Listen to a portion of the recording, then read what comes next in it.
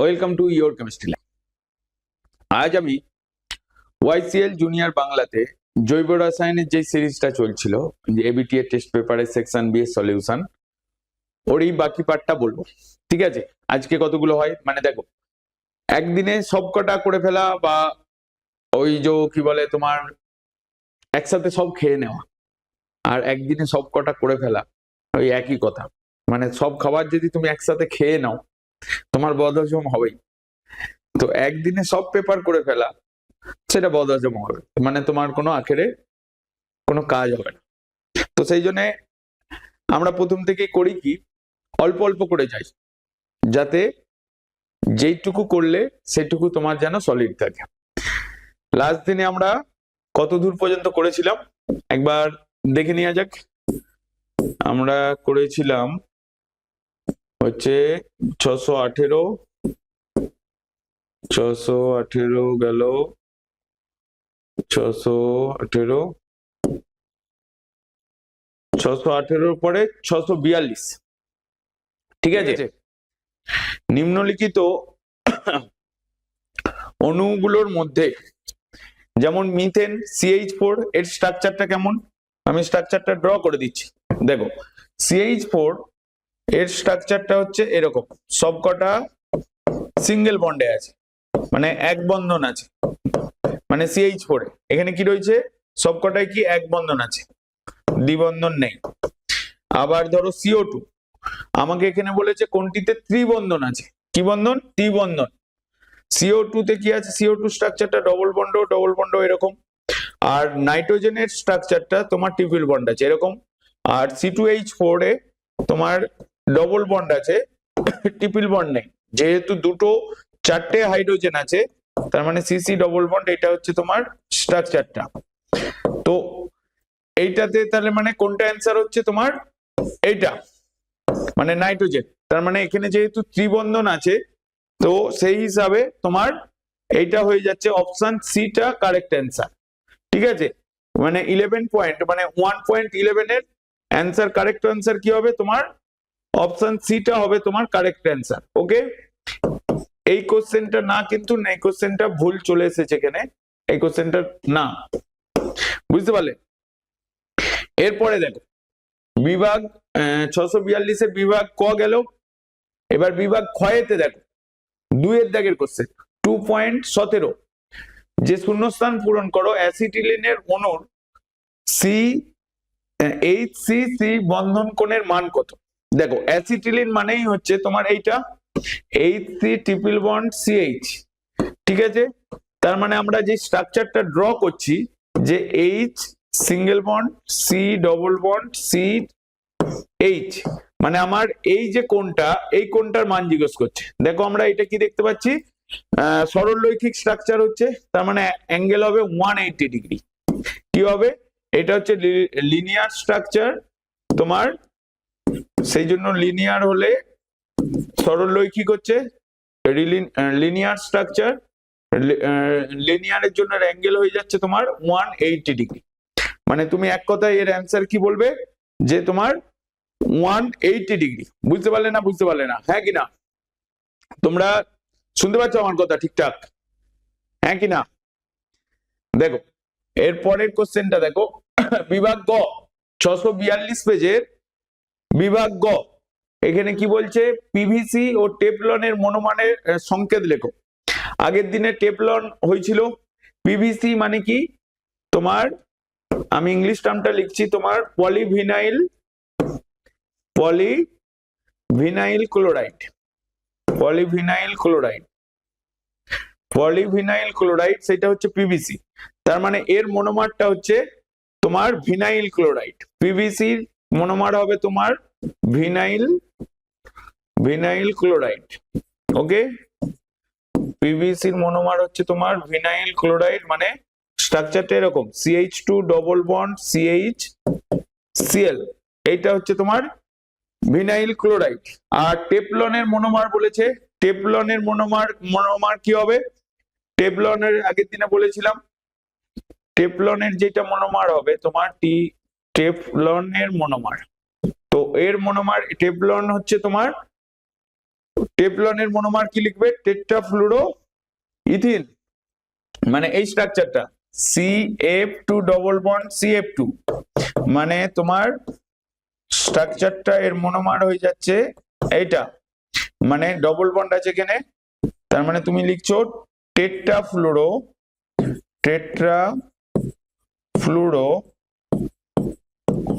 চারটে কার্বন আছে তাই টেট্রাফ্লুরো ইথিন বা ইথিলিনও বলতে পারো, কারণ যেহেতু ডবল বন্ড আছে তাই ইথিন। কেউ এরকমও লিখতে পারে টেট্রাফ্লুরো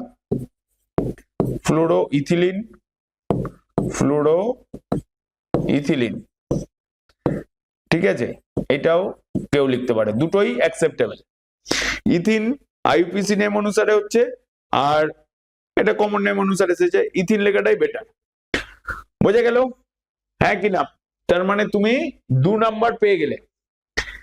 বুঝতে পারলে না? 2 নাম্বার পেলে না? খুবই ইজি ব্যাপার ছিল। এরপরে নেক্সট কোশ্চেনটা দেখো, নেক্সট 3 দাগের অথবাটা, 9 অথবা 3.9 অথবা।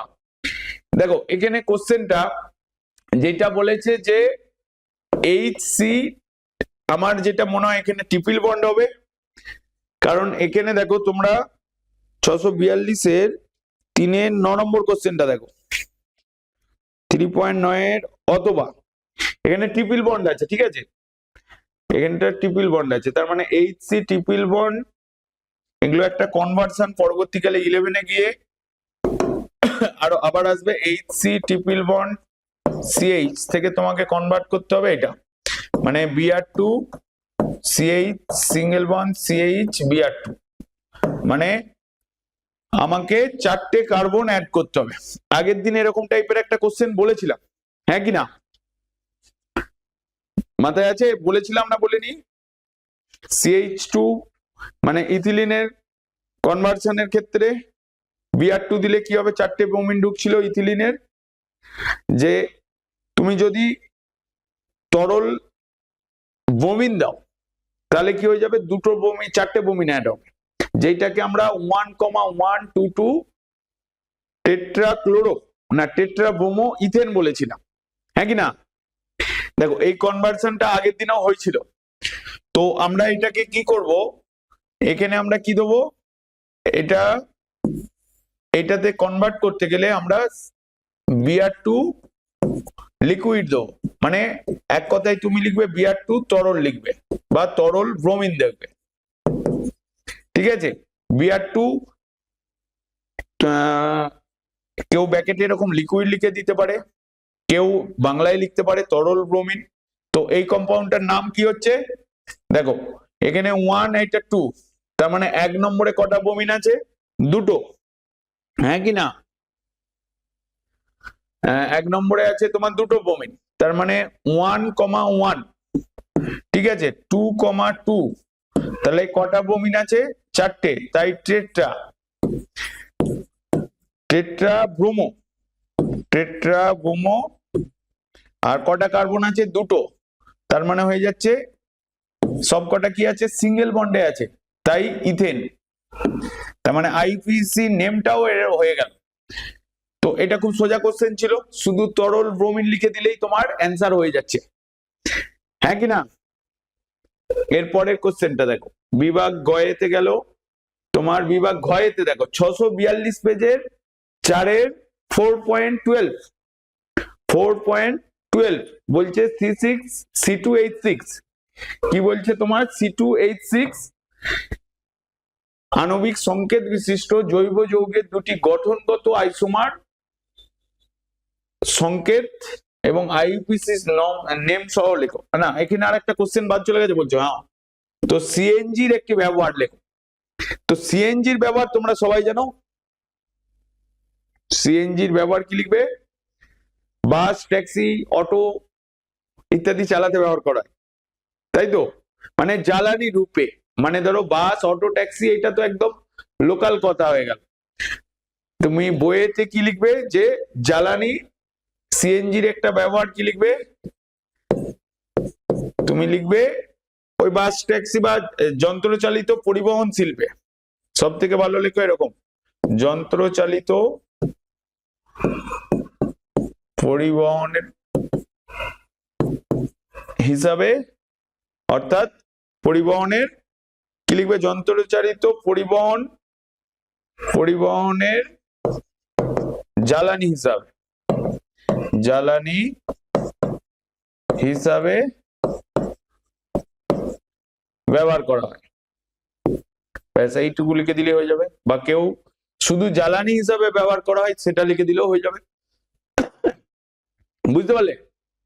এবার দেখো নেক্সট কোশ্চেন হচ্ছে বিভাগ ঘয়েতে 4.12 বলছে C2H6O আণবিক সংকেত বিশিষ্ট জৈব যৌগের দুটি গঠনগত আইসোমারের সংকেত এবং আইউপিসি নেম সহ লেখো।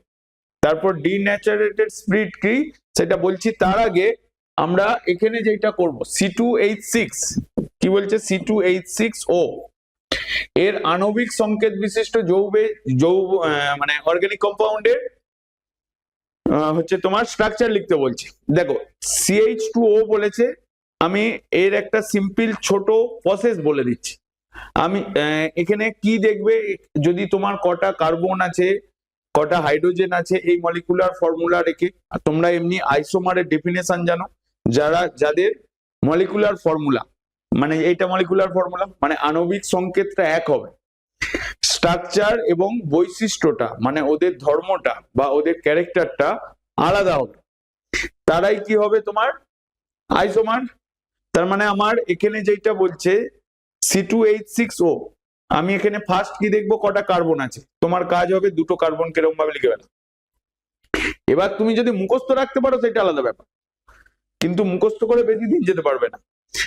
এবার দেখো আমার এখানে অক্সিজেন আছে, একটা অক্সিজেন আর 6খানা হাইড্রোজেন, এটা একটা হতে পারে তোমার এই জায়গায় তুমি OH লিখতে পারো, তাহলে একটা হাইড্রোজেন চলে গেল, এখানে 3টে হাইড্রোজেন এরকম ভাবে লিখে দিতে পারো, একটা দুটো এটা, আর এখানে দুটো হাইড্রোজেন। তার মানে এইটাকে আমি যদি খুলে লিখি মানে কনডেন্স ফর্মে লিখি, তাহলে CH3 CH2OH, যেহেতু OHO আছে, তোমাদের সিলেবাসে কি রয়েছে, অ্যালকোহল আছে, অ্যালডিহাইড আছে, কার্বক্সিলিক অ্যাসিড আছে। যেহেতু একটা অক্সিজেন আছে, অ্যালডিহাইড হতে পারে, কিটোন হতে পারে, বা তোমার ইথার হতে পারে মানে ফাংশনাল গ্রুপ বা কার্যকারী গ্রুপটা, বা অ্যালকোহল হতে পারে। দেখো এখানে এটা ইথার হতে পারে, ঠিক আছে। আমার এখানে কি বলেছে, জৈব যৌগের গঠনগত বলেছে, মানে স্ট্রাকচারাল আইসোমার বলেছে, তাই তো। তাহলে স্ট্রাকচারাল আইসোমার যখন আমরা ড্র করব, এর স্ট্রাকচারাল আইসোমার তাহলে কি হয়ে যাবে, স্ট্রাকচারাল আইসোমার পজিশন অবস্থানগত বলেনি, কিন্তু আইসোমারের অনেকগুলো পার্ট আছে, যেটা তোমাদের বইয়েতে দেখবে স্ট্রাকচারাল আইসোমার মানে এইটার এর মেটামারিজম এসে যাবে। মেটামারিজমের নাম শুনেনি হয়তো, স্ট্রাকচারাল আইসোমার ইথাইল অ্যালকোহলের এর স্ট্রাকচারাল আইসোমার হবে তোমার ইথার CH3O CH3, ঠিক আছে, গঠনগত তোমার আসছে। তার মানে আমি এর দুটি গঠনগত আইসোমার বলেছে, তার সংকেত এইটা, তার মানে একটা হয়ে যাচ্ছে ইথাইল অ্যালকোহল লিখতে পারো, এটার নাম হচ্ছে ইথাইল অ্যালকোহল, এটার নাম হচ্ছে ইথার, কিন্তু আমার এখানে আইউপিসি নেম সহ লিখতে বলেছে, তার মানে এটার নাম আইউপিসি নেম কি হবে, এটার লিখবে ইথানল, ইথানল বা ইথেন 1 অল, বা কেউ ইথানল লিখে দিলেও তার কাটবে না, একই আইউপিসি নেমই হচ্ছে। আর এইটার নাম কি লিখবে, মিথক্সি মিথেন, কি লিখবে এটার নাম, মিথক্সি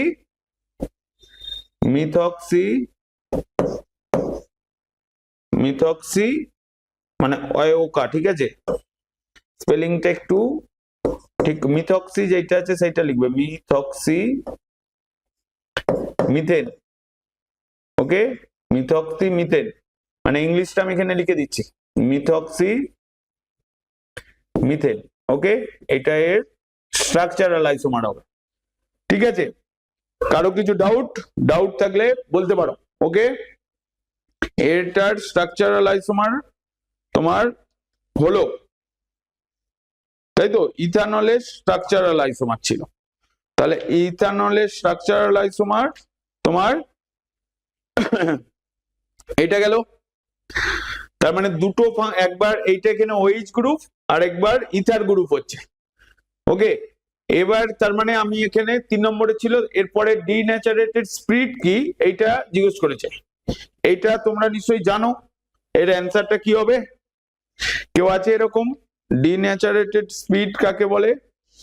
ডিন্যাচারেটেড স্পিরিট যেটাকে মিথিলেটেড স্পিরিট বলে, কি বলে তোমার, কি বলে? মিথিলেটেড বা মেথিলেটেড, আমি ইংলিশে লিখলে ভালো হবে। ঠিক আছে, তোমার বলো ডিন্যাচারেটেড স্পিরিট মানে কত পার্সেন্ট ইথানল থাকে, আগে সেইটা বলো।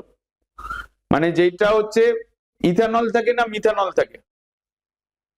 মিথানল। তাহলে ঠিক আছে, কত পার্সেন্ট থাকে? 10% না 20%? ওর সঙ্গে কি থাকে সামান্য? পিরিডিন, ন্যাপথা আর কপার সালফেট, হ্যাঁ কি না?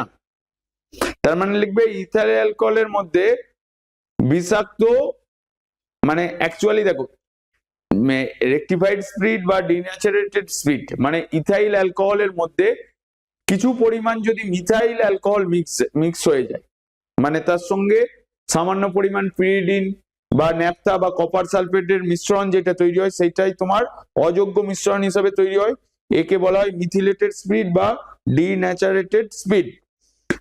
মানে তোমার যেটা পালিশের কাজে ব্যবহার করা হয় বা আদার্স অন্য কোনো কাজে ব্যবহার করা হয়। যে আমি এখানে কি লিখবো, ডিন্যাচারেটেড স্পিরিটের ক্ষেত্রে বা এইটাও আছে এই ফরম্যাটে, মেথিলেটেড স্পিরিট বা ডিন্যাচারেটেড স্পিরিট, ডিন্যাচার্ড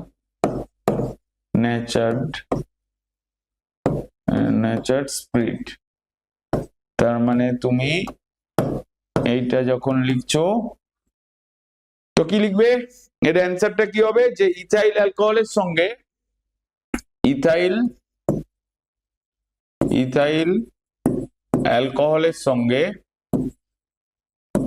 অ্যালকোহলের সঙ্গে কি মিক্স থাকবে? সামান্য পরিমাণে ইথাইল অ্যালকোহলের মধ্যে সামান্য পরিমাণে বিষাক্ত বা 10%, প্রায় 10% মিথাইল অ্যালকোহল এবং পিরিডিন, ন্যাপথা এবং কপার সালফেটের মিশ্রণ মিক্স থাকলে ওই ইথাইল অ্যালকোহলটাকে কি বলা হয়? কি অযোগ্য ইথাইল অ্যালকোহল, মানে যেটা কোনো কাজে লাগে না বা যেটা পানের অযোগ্য বলছে ইত্যাদি মিশিয়ে যে পানের অযোগ্য, বা তুমি এরকম বলতে পারো বা এটাকে এরকম ভাবে লিখতে পারো, ইথাইল অ্যালকোহলের সঙ্গে হচ্ছে সামান্য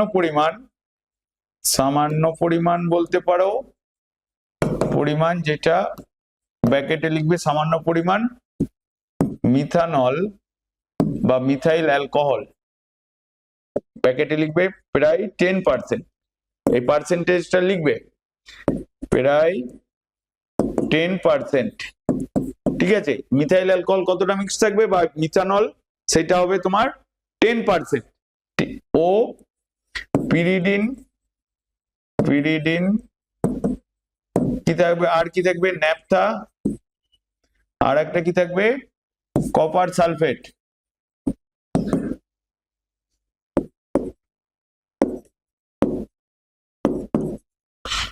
এদের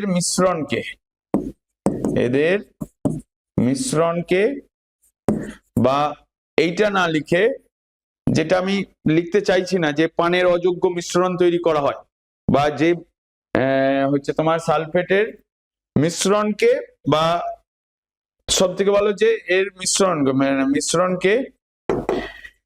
এদের মিশ্রণকে লেখো, এদের মিশ্রণকে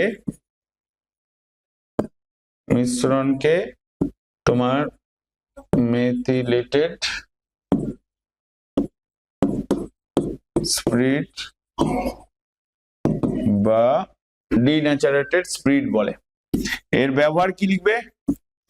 ব্যবহার হচ্ছে যে এটা অ্যাকচুয়ালি তোমার হচ্ছে তোমার পলিশ করতে কোনো কিছু কাঠ টাট বা বার্নিশের দ্রাবক রূপে ব্যবহার করা, কিন্তু এখানে সেটা জিজ্ঞেস করেনি, তুমি এটুকু বলে দিলেই হবে। বা ল্যাম্পের জ্বালানি হিসাবে ব্যবহার করা হয়। কি লিখবে ব্যবহারটা? ব্যবহার হচ্ছে তোমার বার্নিশ শিল্পে বা বার্নিশের দ্রাবক হিসাবে ব্যবহার করা হয়। কি লিখবে তোমার? বার্নিশের দ্রাবক হিসাবে। আর একটা কি কাজে? তোমার বার্নিশের দ্রাবক হিসাবে গেল। আর একটা কি বললাম এই মাত্র? ল্যাম্পের জ্বালানি হিসাবে, বা এটুকু মনে রাখো বার্নিশের কাজেই বেশি ইউজ হয়। ঠিক আছে, তার মানে আমার 642 পেজের এই কোশ্চেনটা হয়ে গেল। এর সঙ্গে আর কোনো কোশ্চেন ছিল? হ্যাঁ এটা আছে, বিক্ষিপ্ত সূর্যালোকে মিথেন গ্যাসের মধ্যে ক্লোরিন নিঃসরণ করলে কি ঘটে সমীকরণ সহ লেখো। বিক্ষিপ্ত মানে এখানে ইউভি লাইট। এই যে কোশ্চেনটা বিভাগ ঘয়ের 4.12 বলছে বিক্ষিপ্ত সূর্যালোকে মিথেন গ্যাসের মধ্যে ক্লোরিন গ্যাস চালনা করলে কি ঘটে সমীকরণ সহ লেখো। দেখো কি হবে, প্রথমে দেখো এখানে কত পরিমাণ ক্লোরিন গ্যাস চালনা করতে হবে। তুমি যদি এক্সেস ক্লোরিন দাও তাহলে টেট্রা ক্লোরো ইথেন তৈরি হবে, মিথেন তৈরি হবে, মানে 4খানা ক্লোরাইড উৎপন্ন হবে। কিন্তু এখানে তোমাকে সেইটা বলেনি যে বিক্ষিপ্ত সূর্যালোকের পরিমাণে উপস্থিতিতে তুমি মানে শুধু ক্লোরিন চালনা করেছে, যে কত করে ক্লোরিন চালনা করতে বলেছে বা এক্সেস মিথেন বা এক্সেস ক্লোরিন ওইসব কিছু বলেনি। তাহলে তোমার যেটা কাজ হবে, এইটার কি ঘটে সমীকরণ সহ লিখতে বলেছে, তুমি 4টেই লিখে দাও। মানে ক্লোরোফর্ম যা আছে, কেউ এই ফরম্যাটে লিখতে পারে, কেউ এক লাইনে লিখে দিতে পারে, কেউ আলাদা আলাদা করে লিখতে পারে, যার যেটা সুবিধে সেটা লিখবে। আমি দুটোই লিখে দেবো। CH4 এখানে তুমি Cl2H নিউ, বা এখানে লেখো ইউভি লাইট বা বিক্ষিপ্ত সূর্যালোক, বা কি লিখছো এই যে এইটা যেটা লেখা আছে বিক্ষিপ্ত সূর্যালোক ইউভি লাইট H নিউ, একই কথা। ঠিক আছে, দিলে তোমার কি হয়ে যাবে CH3Cl, এটার নাম কি মিথাইল ক্লোরাইড। কি উৎপন্ন হচ্ছে? মিথাইল ক্লোরাইড উৎপন্ন হচ্ছে। ওকে, এরপরে আবার কি দিচ্ছ? Cl2 বিক্ষিপ্ত সূর্যালোক, মানে এখানে আমি H নিউ লিখছি, বা তুমি ইউভি লাইট লিখতে পারো, একই কথা। ঠিক আছে, দিলে আবার কি হবে? একটা হাইড্রোজেন সরে যাবে, এখান থেকে একটা HCl বেরোচ্ছে, -HCl লিখবে। কেউ যদি রিয়াকশন করে করে লেখে সে এরকম ভাবেও লিখতে পারে, মানে একটা একটা করে রিয়াকশন। কেউ এরকম ভাবে চেন মতন করেও লিখতে পারে। তাহলে এখানে তো হয়ে যাচ্ছে CH2Cl2। ঠিক আছে, এতে Cl2H নিউ দিলে কি হবে? তোমার ক্লোরোফর্ম হয়ে যাবে CHCl3। এইটার নাম কি ছিল? ডাইক্লোরোমিথেন বা মিথিলিন ক্লোরাইড। এটার কি নাম ছিল? Methylene chloride. Okay, methylene chloride গেল। এটা গেল তোমার ক্লোরোফর্ম।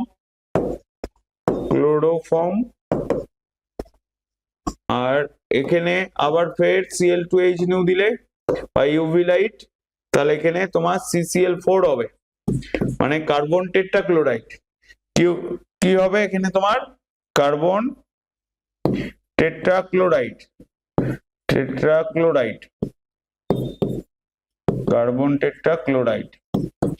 বোঝা গেল না? বোঝা গেল না?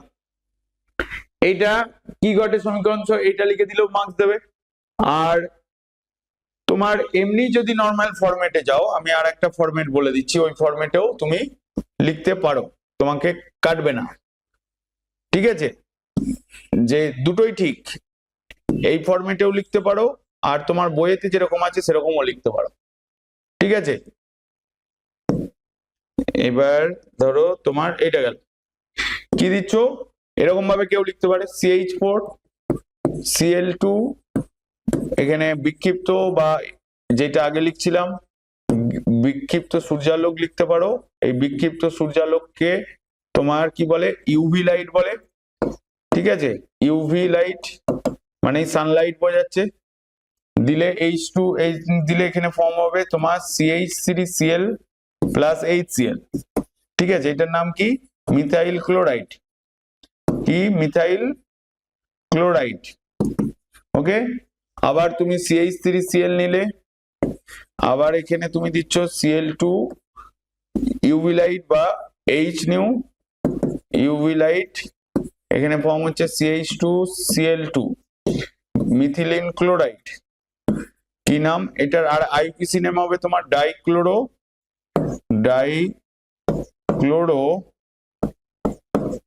ইথেন না মিথেন, একটা কার্বন আছে, ইথেন কি করে হয়? মিথেন। ঠিক আছে, তার মানে আর একটা কি নাম হচ্ছে তোমার মিথিলিন যেটা আগে লিখলাম methylene chloride. Okay, methylene chloride, এর সঙ্গে HCl ফর্ম হবে। ওকে, কারণ প্রত্যেকটা স্টেপে HCl বেরিয়ে চলে যাবে, দিয়ে আর ক্লোরিন অ্যাড হয়ে যাবে। তো এখানে গেল এটা, তারপরে তোমার CH2Cl2 দিচ্ছ, এখানে তুমি Cl2 ইউভি লাইট দিচ্ছ, তাহলে তোমার ফর্ম হচ্ছে CHCl3, যেটাকে আমরা কি বলছি, এখানেও HCl ফর্ম হবে প্লাস HCl, এইটাকে কি বলছি ক্লোরোফর্ম। ওকে, এটাকে বলছি ক্লোরোফর্ম। আবার CHCl3 দিচ্ছি, এখানে তুমি Cl2 ইউভি লাইট দিচ্ছ, তাহলে তোমার হয়ে যাবে কার্বন টেট্রাক্লোরাইড, মানে CCl4 প্লাস HCl। ঠিক আছে, কি ফর্ম হচ্ছে কার্বন টেট্রাক্লোরাইড। তো এই ফরম্যাটে লিখতে পারো। ঠিক আছে, এটা খুবই ইজি কোশ্চেন। অনেকগুলো রিয়াকশন হতে পারে, তোমরা রিয়াকশন থেকে ভয় পাওয়ার কিছু নেই। সিম্পল কথা, একটা করে হাইড্রোজেন সরাবে, একটা করে ক্লোরিন বসিয়ে দেবে।